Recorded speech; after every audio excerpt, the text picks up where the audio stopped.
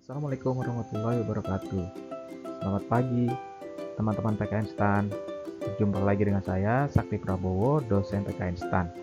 Pada kesempatan kali ini, kita akan mempraktikkan uji homoskedastisitas dengan menggunakan stata. Bagaimana langkah-langkahnya? Mari kita simak video pembelajaran berikut ini.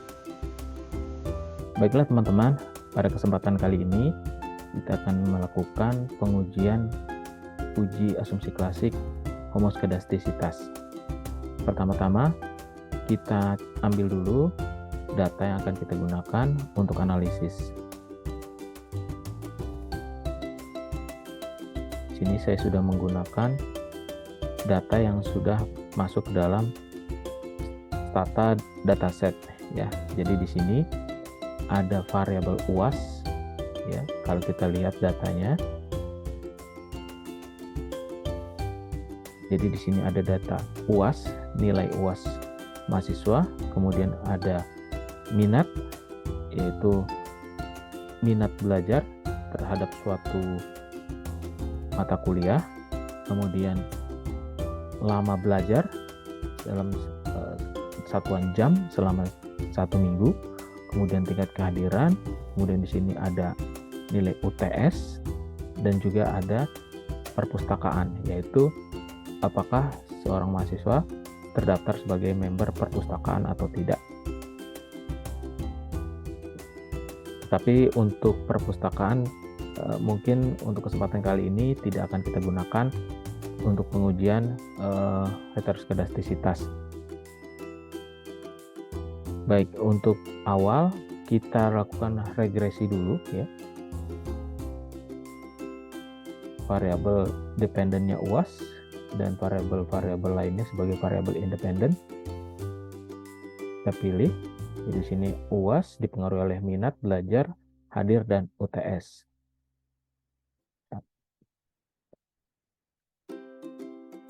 Baik, kalau kita lihat di sini variabel minat itu signifikan, variabel belajar juga signifikan pada alfa 10%.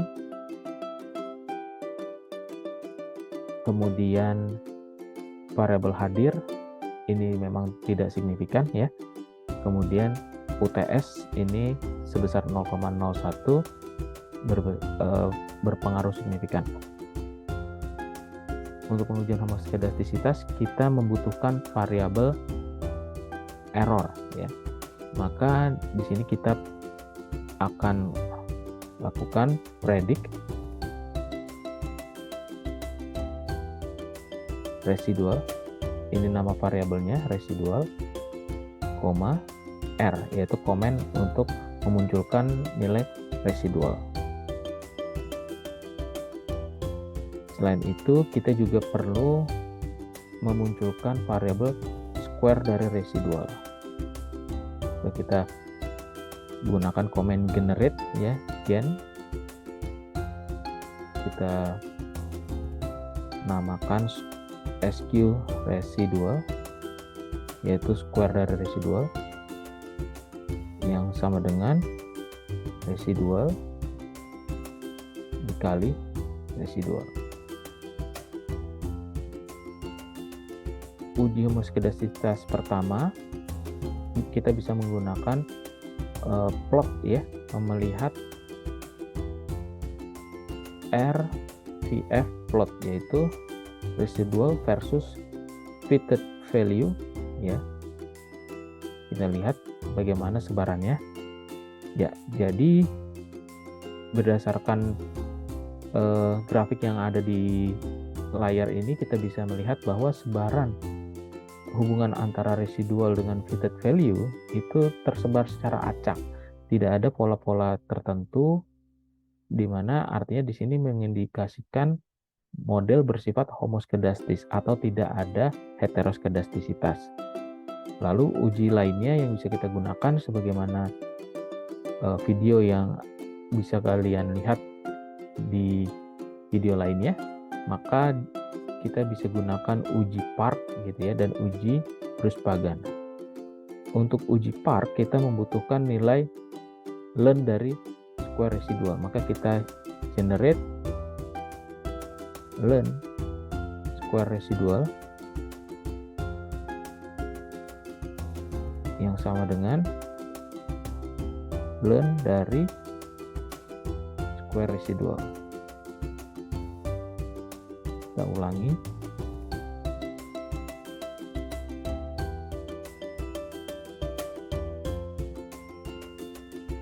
Tidak ada spasi di sini. Ya. Kemudian kita juga generate variabel-variabel independennya. Learn dari minat ya.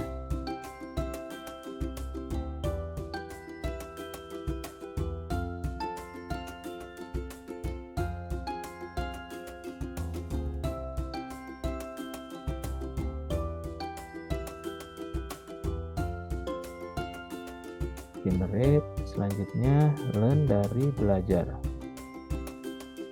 sama dengan learn belajar.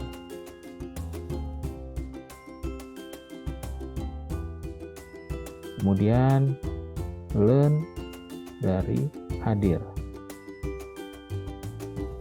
sama dengan learn hadir.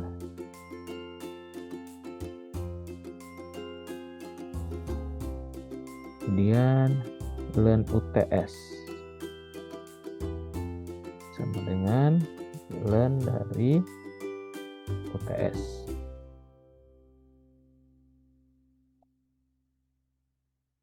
Dalam uji PARC kita akan membuat model regresi dari learn square residual dengan variabel-variabel independennya dalam bentuk logaritmik natural. Jadi kita regress learn residual, learn square residual sampai learn UTS. Ya.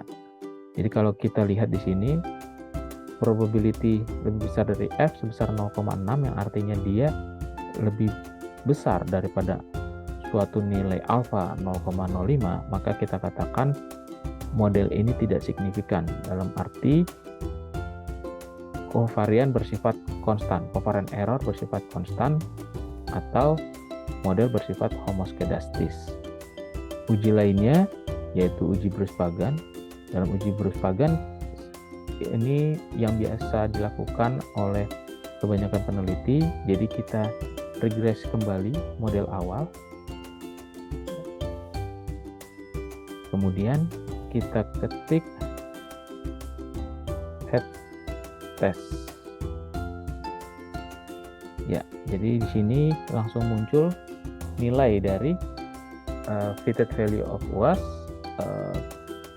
di mana H0 itu sebagai konstan varians dan probability lebih besar daripada chi-square 0,7, yang artinya dia lebih besar daripada 0,05 suatu alfa, artinya model bersifat homoskedastis. Baik, demikian contoh analisis asumsi klasik homoskedastisitas. Semoga bermanfaat buat teman-teman semua.